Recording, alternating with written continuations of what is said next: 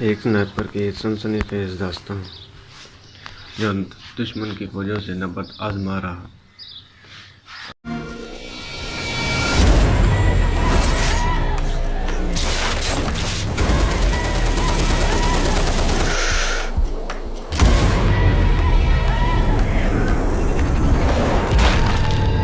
आज की कहानी में मैं बताऊंगा कि ब्रिगेडियर प्रकाश की मौत कैसे हुई। वीडियो की तरफ बढ़ने से पहले अगर आपने हमारे चैनल को सब्सक्राइब नहीं किया तो हमारे चैनल को सब्सक्राइब जरूर करें और बेल आइकन पर क्लिक करें, जिससे आपको तमाम वीडियोस बाखबर मिलती रहे। तो चलो बढ़ते हैं वीडियो की तरफ। सरहद के सुकून को तो बाला कर दिया खबीस ने। गो इस बेमकसद गोलाबारी से सरहदी इलाके के मजलूम शहरी बेबस सुकून रहते थे। कहीं एक के जख्मी और जहाँ भाग होने की खबरें भी तवातर मिलती रहती थी। इसलिए ऐसे शरपसंद जो अमन मुआहदे की खातिर में लाए बगैर अपनी कार्रवाइयाँ जारी रखे जिंदा रहने का हक खो देते हैं। ये ऐसा खबीस शख्स है कि इसकी अपनी सिपाह इससे सख्त नाला है। इसे नहायत तैनात होने 4 माह होने को हैं और इन 4 माह में शायद ही कोई दिन ऐसा गुजरा हो जब इसके हुक्म से दुश्मन की तोपें खामोश हुई हों। अब हमें बासूख ज़राए से खबर मिली है कि ये अगले मोर्चों के मुआयने के इन 2 दिनों तारीखों में आने वाला है। लेकिन इस बदबख्त ने कोई नई शरारत सोचनी होगी। हम इसकी शरारतों से खौफ ज़्यादा नहीं, लेकिन शरारत करने वाले का सद्देबाज अगर मुमकिन हो तो सुस्ती नहीं करनी चाहिए। और सादिक, आप सीनियर हैं, इससे पहले भी कई बार सरहद पार जाकर कामयाबी से हमकिनार हो चुके हैं, जबकि राजा ज़ीशान हैदर पहली मरतबा किसी मिशन पर जा रहा है। इसे अच्छी तरह समझाना कि आइंदा भी ये भी आपकी तरह एक अच्छे स्नाइपर के तौर पर सामने आ सके।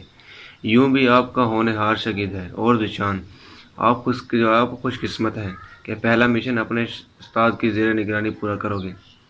अब वो सीनियर तजर्बाकार स्नाइपर और मेरा उस्ताद जिसके सर पर तक मेरे मिशन का बोझ था, यहाँ से करीबन 5 किलोमीटर दूर बेबसी की हालत में पड़ा था। मिशन की सारी जिम्मेदारी एक नौआज़माओ स्नाइपर यानी मुझ पर आन पड़ी थी। गो जख्मी होने के बाद उस्ताद सादिक ने मिशन को अधूरा छोड़कर वापस जाने का मशवरा दिया था, मगर मेरे इसरार पर उसे ज़रूरी हिदायत और नेक ख्वाहिशात के साथ मुझे रुखसत करना पड़ा। वो 2 घंटे तक मुझे समझाता रहा और हकीकी बात है, मुझे अपनी सारी ट्रेनिंग से उस्ताद सादिक की आखिरी हिदायत ज़्यादा मौसर लगी थी, क्योंकि ये हिदायत अमली ज़िंदगी की ऐन इब्तिदा थी। दख्त के करीब पहुंचकर मैं आगे निकलता चला गया। जिस जगह हदफ को निशाना बनाना था वो एक ऐसी जगह थी जहाँ कुदरती तौर पर 1-2 पत्थर उभरे हुए थे। इस तरह के इस रास्ते से गुजरने वाली गाड़ियों के लिए एक कुदरती स्पीड ब्रेकर सा बन गया था। इस जगह से 50-60 गज मुखालिफ सिमत में मैंने एक IED इम्प्रेसिव एक्सप्लोसिव डिवाइस 2 पत्थरों के दरमियान ज़मीन में इस तरह दबाई हुई थी कि दख्त पर बैठ कर इसे निशाना बना सकूं। और इसका मकसद हदफ को निशाना बनाने के बाद ब्रिगेडियर प्रकाश के मुहाफिजों को वक्ती तौर पर खौफजदा करना और इसकी तवज्जो को किसी और जानिब फेरना था। और हकीकत में हदफ को निशाना बनाने के बाद इस IDE को हिट करना नामुमकिन नहीं तो बहुत ज़्यादा मुश्किल ज़रूर था। और एक स्नाइपर की असल पहचान यही होती है कि इसे हमेशा अपने निशाने पर एतमाद होता है। आज 28 जुलाई का दिन गुजर गया था और कल ब्रिगेडियर प्रकाश की आमद यकीनी थी। मैंने देखभाल और खूब सोच समझ कर दुश्मन की आमद की सिमत से बाएं जानिब एक दरख्त आप पर आर्जी मचान बनाई थी। बाएं सिमत जगह चुनने में एक तो ये फ़ायदा था कि ब्रिगेडियर प्रकाश ने ड्राइवर के साथ फ्रंट सीट पर बैठा होना था, इसलिए लामुहाइला इसने बाएं साइड पर होना था। दूसरा, मुझे फरार के लिए भी यही सिमत मतलूब थी। इस जानिब दरख्त बुझ के कुछ ज़्यादा थे। IED के ठीक लगा होने का इत्मीनान करके मैं वापस दरख्त के पास आया और मचान में लेट गया। खुद को रस्से से बांधना मुझे नहीं भूला था, वरना दूसरी सूरत में नीचे गिरकर जख्मी या हलाक हो सकता था। सारे दिन की थकन और बेआरामी के बावजूद रात को अच्छी तरह सो नहीं सका और बार बार आंख खुल जाती। एक बार तो सीटी की आवाज़ सुनकर मैं बेसाख्ता चौंक कर उठ बैठा और दोबारा सीटी बजने पर मेरे होंठों पर मुस्कुराहट दौड़ गई, क्योंकि कनूदगी भागते ही मैंने अपने आवाज़ को पहचान लिया था। और इस इलाके में मौजूद एक बड़े साइज की चूहे की आवाज़ थी, जो जिसामत में बिल्ली से बड़ा होता है और इसका मकामी नाम तरचून है। और बिल के दहाने पर खड़ा होकर जब वो ज़ोर आवाज़ निकालता है तो बिल्कुल यूँ महसूस होता है कि जैसे सीटी बजाई जा रही हो। सुबह तड़के उठकर मैं ज़रूरियत फितरत से हम कलाम हुआ और फिर दरख्त पर चढ़कर ऊँघने का लगा। दुश्मन की आमद बाद अज दोपहर मतवक्का थी, क्योंकि इस रैंक के ऑफिसर का सुबह तड़के जागना एक मजाक ही मालूम होता है। जागने के बाद बजरिया हेलीकॉप्टर ब्रिगेडियर हेडक्वार्टर में पहुंचा और वहां से अगले मोर्चों के मुआयने के लिए बाय रोड आने में इतनी देर तो बहरहाल हो ही जाती है। مگر اس کے باوجود بالکل ہی یہ بے پرواہ ہو جانا مناسب نہیں تھا۔ دھوپ کے تیز ہوتے ہی سنبھل کر بیٹھ گیا۔ وقفے وقفے سے میں دوربین کے ذریعے ارد گرد کے علاقے کا جائزہ بھی لیتا۔ جو ہی سورج کے نصف سے سفر طے کیا، مطلوبہ سمت میں ایک جیپ نمودار ہوئی۔ میں نے دوربین آنکھوں سے لگا لی جب کہ جیپ کا نظارہ بالکل قریب ہو گیا۔ فرنٹ سیٹ پر بیٹھے ہوئے دونوں جوانوں کی شکل بریگیڈیئر پرکاش سے بالکل میل نہیں کھاتی تھی۔ تھوڑا مزید نزدیک آنے پر ان کے رینک بھی نظر آنے لگے۔ ڈرائیور کے ساتھ درمیانی رینک کا ایک آدمی بیٹھا تھا، جبکہ عقبی جانب 3 آدمی کلاشن کوفوں سے لیس ہوئے پڑے تھے۔ جیپ سست رفتار سے چل رہی تھی۔ یقیناً یہ بریگیڈیئر پرکاش کے آنے سے پہلے راستے کی دیکھ بھال کر رہے تھے۔ میرے تنے ہوئے اعصاب ڈھیلے پڑ گئے اور اس سستی رفتار سے اس کچے راستے پر گزرتے چلے گئے۔ مجھے یقین تھا کہ انتظار کی گھڑیاں ختم ہونے کو ہیں۔ اپنے کیموفلاج کو بغور جائزہ لے کر میں بریگیڈیئر پرکاش کے استقبال کے لیے تیار ہو گیا۔ گھٹنوں پر رکھی رائفل میں نے ہاتھوں میں تھام لی۔ ٹیلیسکوپ سائٹ کے سامنے اور عقبی طرف کے گلاس کو اتار کر میں نے موڑ کی سمت شت کر لی۔ سائٹ کے اندر 3 گہری سیاہ لکیریں نظر آ رہی تھیں۔ 2 لکیریں دائیں بائیں سے ایک کی طرف نظر آ رہی تھیں اور ایک قدرے موٹی لکیر تھی جو نیچے سے اوپر کی جانب اٹھ کر جا رہی تھی۔ لکیر نیچے سے موٹی ہوتی ہے اور اس کا اوپری سرا بالکل باریک ہوتا ہے۔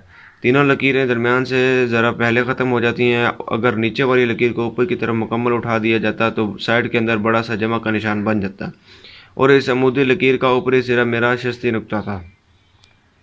دشمن کی گشتی جیپ کو گزرے گھنٹہ گزر چکا تھا کہ ایک دم سے موڑ سے 3 گاڑیاں نمودار ہوئیں۔ 2 کھلی چھت کی جیپیں اور درمیان میں چھت والی ٹویوٹا جیپ تھی۔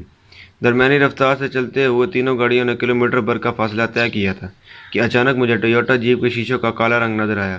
میرا دل بیٹھنے لگا۔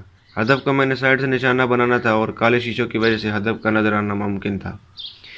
اس کے ایک حال تو یہی تھا کہ سامنے سے جیپ کو نشانہ بنا تھا، مگر ایسی صورت میں ہدف کا فاصلہ مجھ سے بڑھ جاتا جس کے باعث درست نشانہ لگانا ممکن نہیں تھا۔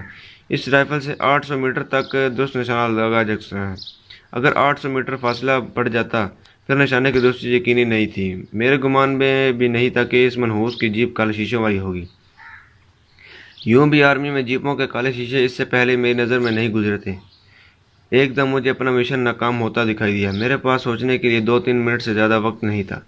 بریگیڈیئر پرکاش نے واپسی کے لیے دوسرا راستہ اختیار کرنا تھا جو یہاں سے 15-20 کلومیٹر دور تھا۔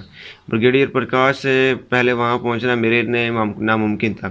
اگر میں بہت تیز رفتاری کا مظاہرہ کرتا اور کسی نہ کسی طرح وہاں پہنچ جاتا تب بھی میں خود کو چھپا کر دشمن کے خلاف کوئی پروگرام سوچ کر اس پر عمل پیرا نہیں ہو سکتا۔ استاد صادق نے آخری نصیحت میں کہا تھا کہ اس تربیت یافتہ سپاہی کا مشن ناکام ہونے کے بعد زندہ واپس لوٹنا بھی آدھی کامیابی ہوتی ہے، مگر میں اپنے پہلے مشن میں آدھی کامیابی کر اتفاقاً نہیں کر سکتا۔ گاڑیوں کا فاصلہ ہر گزرتے سیکنڈ کم ہوتا جا رہا تھا۔ رائفل کی بیرل پر سائلنسر فٹ تھا اور فائر ہوتے وقت ہی ہلکی سی تھک کی آواز اٹھنی تھی جو فائر کی جگہ سے زیادہ گز دور ہی سنی جا سکتی تھی۔ اور پھر فیصلہ کن لمحہ آن پہنچا۔ اگلی جیپ میرے سامنے سے گزری۔ بریگیڈیئر کا ٹویوٹا اس سے 20-25 گز پیچھے تھا۔ میں سیکنڈ بھر میں اس نتیجے پر پہنچا اور شت لینے کے لیے ٹریگر دبا دیا۔ ٹھک کی آواز کے ساتھ بلٹ نے میزل کو چھوڑا اور اس لمحے سے آگے والی جیپ کا پچھلا ٹائر زوردار دھماکے سے پھٹ گیا تھا۔ جیپ پہ ہلکے سے لہرا کر رک گئی۔ جیپ میں کھڑے باوردی ہتھیار بردار جوان چھلانگ لے کر نیچے اترے اور چاروں طرف سرسری نظر دوڑا کر متوجہ ہو گئے۔ تینوں گاڑیاں رک گئی تھیں۔ سب سے آخری جیپ میں موجود ہتھیار بردار جوانوں نے بھی جیپ سے اتر کر اطراف میں پوزیشن اختیار کر لی تھی۔ اس دوران میں نے کاکنگ ہینڈل کو کھینچ کر رائفل سے اختیار اور دوبارہ کاک کر لی تھی کہ خالی کیس نیچے زمین پر گر نہ پائے۔ پتھریلی زمین پر تانبے کا کیس اچھی خاصی آواز پیدا کر کے دشمن کا متوجہ ہونے کا باعث بن سکتا ہے۔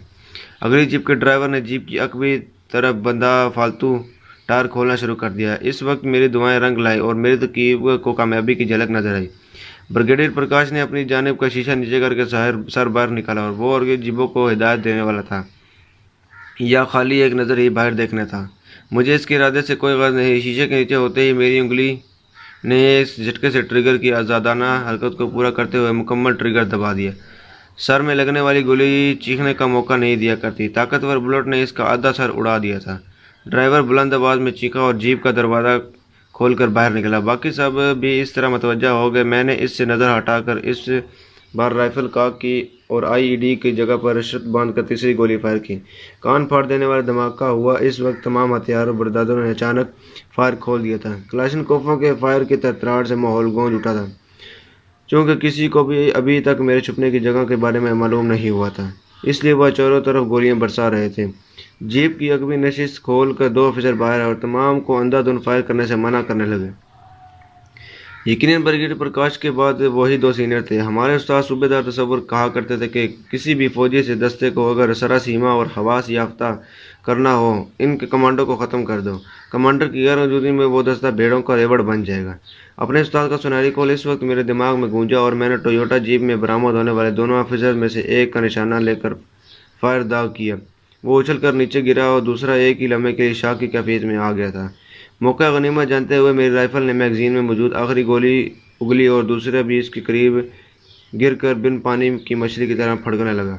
میں نے سرحد سے میگزین بدلی۔ اس وقت وہاں 8 بندے زندہ نظر آ رہے تھے۔ ان میں سے ایک کے کلیکشن کوپ کا رخ انہی درختوں کی طرف تھا جس میں چھپا ہوا تھا۔ میں نے دفاعی اصول کو مد نظر رکھتے ہوئے سب سے پہلے اس سے جان چھڑانے کا سوچا اور اگلے لمحے میں وہ مرغے بسمل کی طرح تڑپ رہا تھا۔ اصولاً مجھے بریگیڈیئر پرکاش کے مرتے ہی وہاں سے فرار ہونا چاہیے تھا، مگر دشمن کی کم تعداد اور اپنی گولیوں کی مسلسل نشانے پر لگتا دیکھ کر میرا حوصلہ بڑھ گیا تھا۔ بقول استاد محترم، سنائپر کی مثال اندھیرے کی تیر جیسی ہوتی ہے کہ کس وقت کہاں سے نکل گردن سے پار ہو جائے۔ نظر نہ آنے والے دشمن کا خوف دکھائی دینے والے دشمن سے کہیں زیادہ گنا ہوتا ہے۔